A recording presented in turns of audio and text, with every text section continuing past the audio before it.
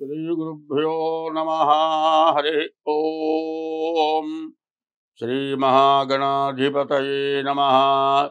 श्रीमहासरस्वत्यै नमः। श्रीगुरुभ्यो नमः। हरि ओम। आदित्योर्कोरविर्भानुर्भास्करश्च दिवाकरः मार्ताण्डः सविता हेलिः तीक्ष्णं सुमिहिरो रविः। यः कर्ता जगतां भर्ता संहर्ता महसां निधिः प्रणमामि तमादित्यं बहिरन्तस्तमोपहम्। वैशाखे मासि कृष्णाय दशम्यां मन्दवासरे पूर्वाभाद्रप्रबोधाय मंगलम श्रीहनुमते। बुद्धिर्बलं यशोधैर्यं निर्भयत्वमरोगताम् अजाड्यं वाक्पटुत्वं च हनुमान् स्मरणान् भवेत्। हनुमान् स्मरणान् भवेत्। 2024 మే నెల 16 నుండి 31 వరకు మేషరాశి ఫలితాలు. మేషరాశి ఎట్లా ఉందో చూద్దాం. మేష వృశ్చికయోర్భౌమ.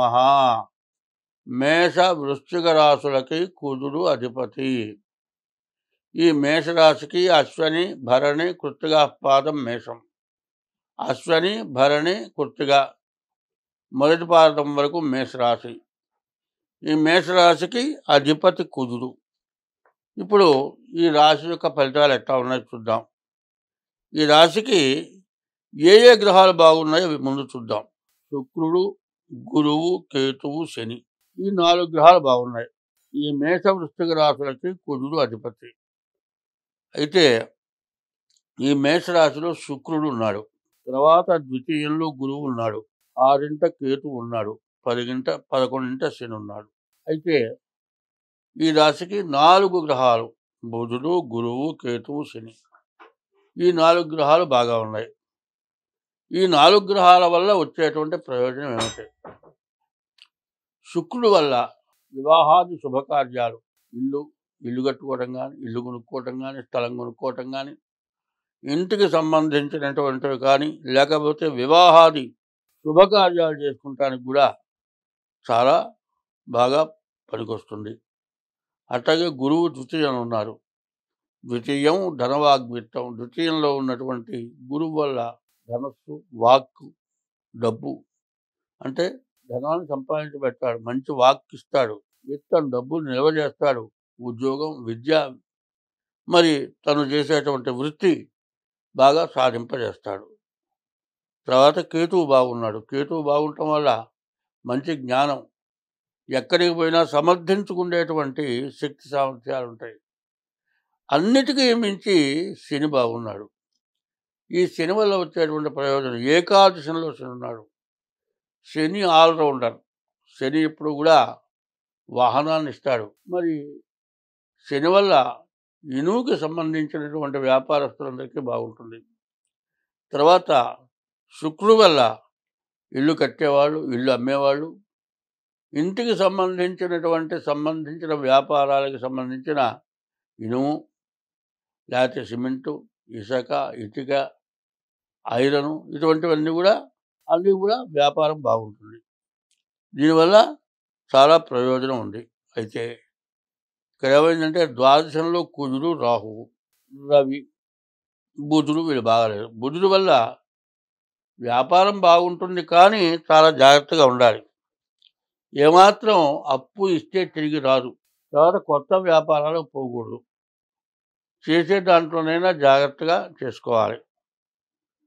మరి అప్పు ఇచ్చేటట్లయితే అది పోతుందని నమ్మకం పెట్టుకొని అప్పు ఇవ్వకుండా ఉండటం మంచిది. ఒకవేళ వాళ్ళతో మనకు లావాదేవీలు ఉంటే ఆ వచ్చే లాభం వరకే వదిలేసుకున్నట్టుగా ఇవ్వాలి.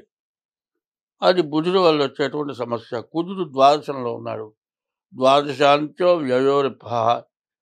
కుజు, రాహువులు ఇద్దరు కూడా ద్వాదశంలో ఉంటే వచ్చేటువంటి సమస్య ఏంటంటే డబ్బు విపరీతమైన ఖర్చు, అనారోగ్యాలు రావడానికి బాగా అవకాశం ఉంది.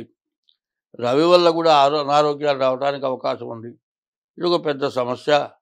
కాబట్టి ఈ రాశి వాళ్ళకి కుజుడు, బుధుడు, రవి, కుజుడు, రాహువు, బుధుడు, రవి ఈ 4 గ్రహాలకు కూడా కుజుడికి 7,000 జపం, రాహువుకి 18,000 జపం, రవికి 6,000 జపం, బుధుడికి 17,000 జపం చేయించుకొని కుజుడికి కందులు, రాహువుకి మినుగులు, బుధుడికి పెసలు, రవికి గోధుమలు ఇవి దానాలు ఇస్తే చాలా బాగుంటుంది.